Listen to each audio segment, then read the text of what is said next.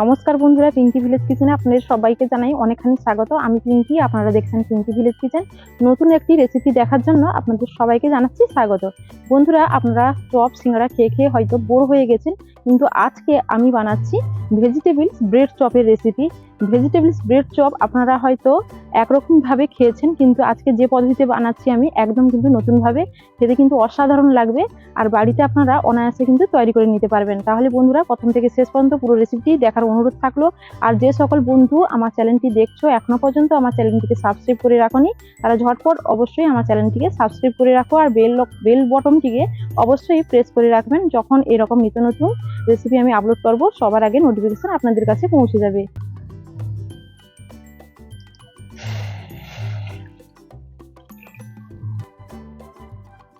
এখানে প্রথমে আমি আলু নিয়েছি 500 গ্রাম আলু। এই আলুগুলোকে এভাবে খোসা ছাড়িয়ে পিস করে কেটে নিয়েছি। এখন আমি আলুটাকে সেদ্ধ করতে দেবো, তার জন্য প্যানের মধ্যে জল দিয়ে দিয়েছি পরিমাণ মতো। এবার আলু দিয়ে দিচ্ছি, এবার ঢাকা দিয়ে সেদ্ধ হতে দেব। আজকে এই ব্রেড চপটি বানানোর জন্য এখানে আমি নিয়েছি 1 প্যাকেট ব্রেড। এখন আমি ব্রেডটা বের করে নেব। এইভাবে সাইড থেকে কেটে নিতে হবে। এগুলো আমি নষ্ট করব না, এগুলো যে ভেজিটেবলস পুরটা আমি রেডি করব তার মধ্যে দিয়ে দেব। দেখুন, এইভাবে কিন্তু প্রত্যেকটা ব্রেড আমি কাটিং করে নেব।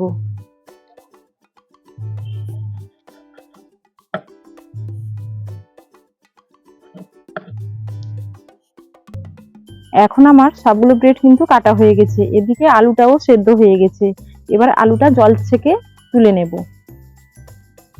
এই যে দেখুন, আলু কিন্তু বেশ ভালোভাবে সেদ্ধ হয়ে গেছে।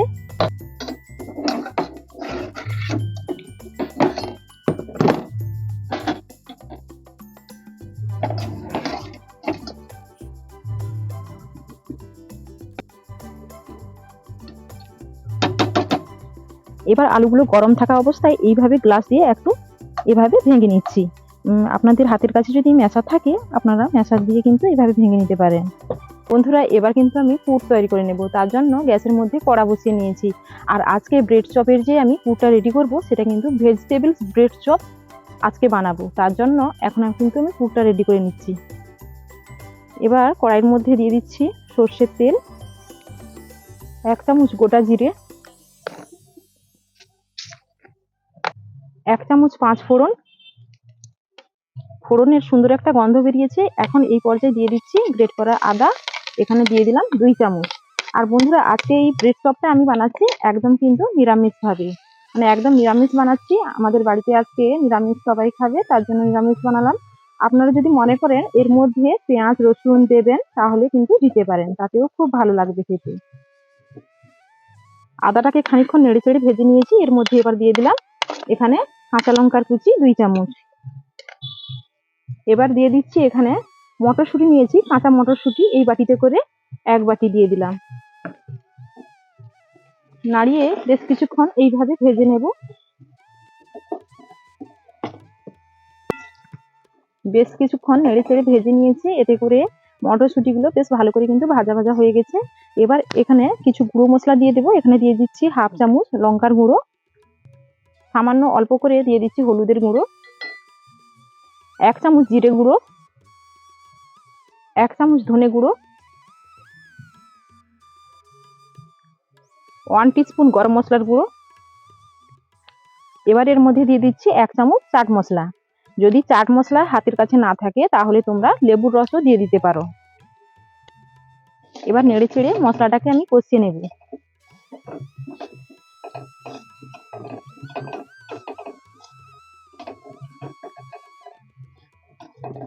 এই সময় গ্যাসের ফ্লেমটা একদম লো করে আমি রেখেছি।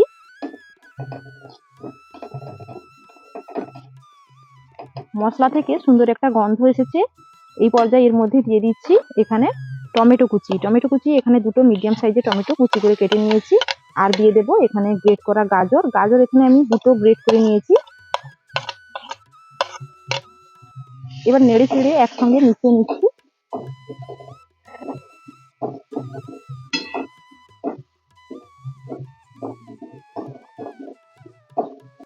এখন আমি এর মধ্যে দিয়ে দিচ্ছি পরিমাণ মতো লবণ।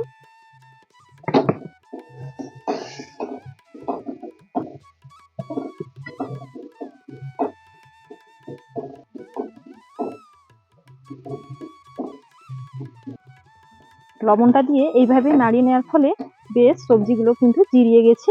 এবার আমি এখানে যে আলুগুলো ম্যাশ করে রেখেছিলাম সেই আলুগুলো এখন এর মধ্যে অ্যাড করে দিচ্ছি।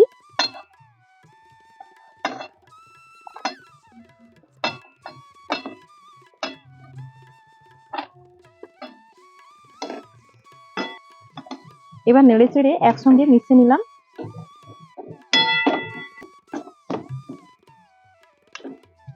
এবার দেখুন আলুর পুরটা কিন্তু এভাবে রেডি হয়ে গেছে।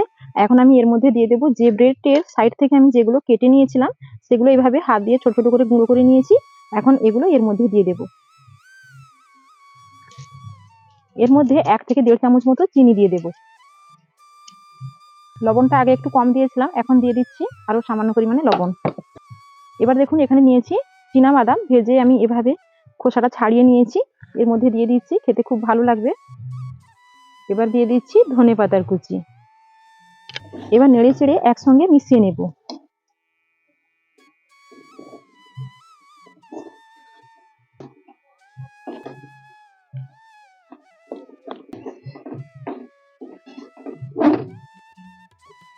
এবার আমি নেড়ে চেড়ে আলুর পুরটা বেশ সুন্দর করে কিন্তু রেডি করে নিয়েছি। এই যে দেখুন এইভাবে রেডি করে নিয়েছি। এবার আমি তুলে নেব।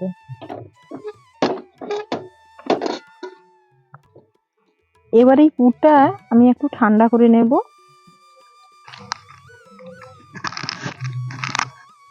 এবার দেখুন বন্ধুরা এই পুরটা কিন্তু অনেকটা ঠান্ডা হয়ে গেছে। হাতের মধ্যে আমি একটুখানি তেলটা মেখে নিয়েছি। এবার এখান থেকে অল্প করে পুরটা নিয়ে নিলাম। এভাবে প্রথমে হাত দিয়ে মুঠো করে নিতে হবে। এবার এটাকে যেভাবে আমরা পুলি পিঠে বানিয়ে থাকি সেভাবে একটু খোল করে নেব। এইভাবে এইভাবে একটু চ্যাপ্টা করে খোলটা করে নিলাম।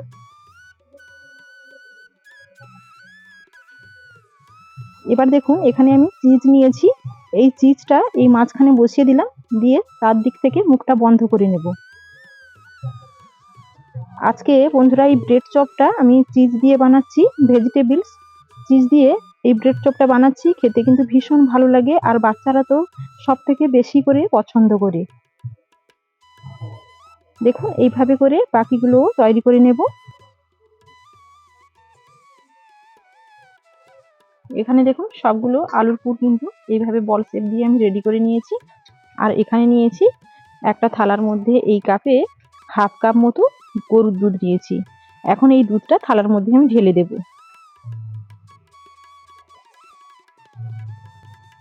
এর মধ্যে এখন এই কাপ মেপে হাফ কাপ আমি জল দিয়ে দেব। এই দুধটা কিন্তু সর হয়ে গিয়েছিল, তার জন্য সরটাও আছে এর মধ্যে। এবার এখানে একটা ব্রেড নিয়েছি, ব্রেডটা এই দুধের মধ্যে দিয়ে দেব। এপিট এপিট দু পিঠ আমি ভিজিয়ে নিলাম। এবার হাত দিয়ে এভাবে একটু চিপড়ে এর মধ্যে যে দুধটা আছে সেই দুধটা কিন্তু বের করে নিলাম। বেশি চাপবো না, একদম হালকা হাতে এভাবে চাপ দিয়ে নিলাম। এবার এর মধ্যে একটা আলুর পুর আমি নিয়ে নিলাম, দিয়ে চারদিক থেকে এইভাবে মুখটা বন্ধ করে দেব।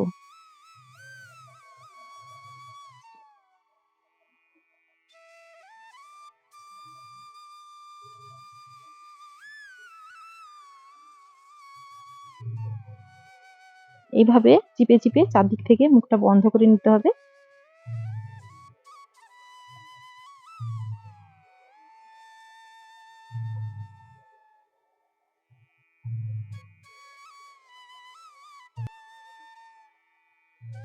এই যে দেখুন একটা কিন্তু আমি রেডি করে নিলাম। এই যে দেখুন এইভাবে কিন্তু সবগুলো রেডি করে নেব। এখানে দেখুন বন্ধুরা সবগুলো কিন্তু ব্রেড দিয়ে আমি বানিয়ে নিয়েছি। এখন এগুলোকে ভেজে নেওয়ার পালা।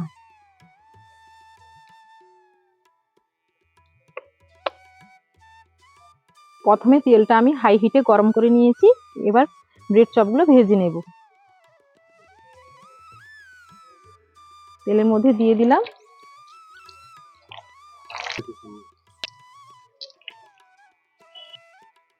এবার আমি এইগুলোকে উল্টে দেব। এইভাবে চামচ দিয়ে খুব সাবধানে এভাবে উল্টে দিতে হবে। আর সত্যি বন্ধুরা, এই চপগুলো খেতে কিন্তু ভীষণ ভালো লাগে। বাচ্চা থেকে বড় সবারই পছন্দ হবে এই ভেজিটেবিল চিজ দিয়ে ব্রেড চপ। যদি আপনাদের হাতের কাছে চিপস না থাকে, তাহলে আপনারা এইভাবে ভেজিটেবিল পুর বানিয়ে চপটা কিন্তু বানিয়ে নিতে পারেন। হঠাৎ যদি কোনো কিছু খেতে ইচ্ছে করে, আপনারা এইভাবে ব্রেড দিয়ে চপ বানিয়ে খেয়ে দেখতে পারেন, খুবই ভালো হয়। সব সময় ময়দা মাখতে, বেসন মাখাতে আমাদের ভালো লাগে না, কি সবসময় আমাদের হাতের কাছেও থাকে না। এইভাবে বাজার থেকে ঝটপট একটা ব্রেড প্যাকেট কিনে এনে আপনারা কিন্তু অনায়াসে চপটি বানিয়ে ফেলতে পারবেন। এইভাবে চারদিকটা ঘুরিয়ে ঘুরিয়ে ভেজে নিতে হবে। আর এগুলো ভাজার জন্য কিন্তু খুব বেশি তেলেরও প্রয়োজন হয় না।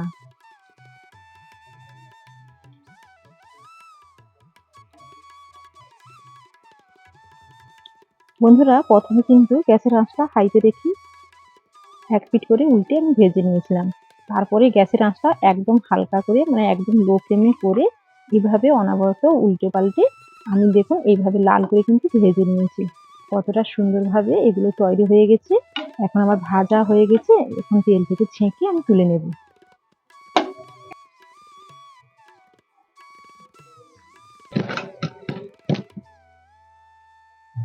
দেখুন বন্ধুরা, সবগুলো কিন্তু ব্রেড চপ আমার ভাজা হয়ে গেছে।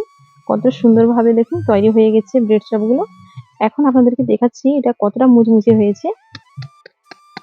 আওয়াজটা কিন্তু তোমরা শুনেই বুঝতে পারছো এটা কতটা মুচমুচে হয়েছে। এখন আপনাদেরকে একটা কেটে দেখাবো, তো ভেতর থেকে এটা কেমন হয়েছে। এবার আপনাদেরকে কেটে দেখাচ্ছি। দেখুন ভেতর থেকে এই যে চিজে একদম ভর্তি। এটা বাচ্চাকে কিন্তু ভীষণভাবে পছন্দ করবে। বাচ্চা কেন, বাচ্চা থেকে বড় সবাই পছন্দ করবে। এটা খেতে কিন্তু ভীষণ আমাদের ভালো লাগে। বাড়িতে এইভাবে ঝটপট ব্রেড দিয়ে এইভাবে ব্রেড চপ বানিয়ে খেয়ে দেখো, ভীষণ ভালো লাগে খেতে। এখানে আমি একটু চাটনি বানিয়েছিলাম, তো চাটনি নিয়েছি। এইভাবে চাটনি দিয়ে তোমরা খেয়ে দেখতে পারো, বা টমেটো সস বা ধনেপাতা চাটনি দিয়েও এটা খাওয়া যায়, ভীষণ ভালো লাগে খেতে। তোমাদের কাছে কেমন লেগেছে ছোট্ট একটা কমেন্ট করে কিন্তু তোমরা জানাতে ভুলো না। আর অবশ্যই এই রেসিপিটা বন্ধুদের সাথে বেশি বেশি করে শেয়ার করো। ভালো লাগলে একটা লাইক করে দাও। তোমরা সবাই ভালো থেকো, সুস্থ থেকো। আগামী পর্বে আবার ফিরে আসবো এরকম অন্য নতুন নতুন রেসিপির সাথে। আর আমার এই রেসিপিটা এতক্ষণ দেখার জন্য আপনাদের সবাইকে জানাই অসংখ্য ধন্যবাদ।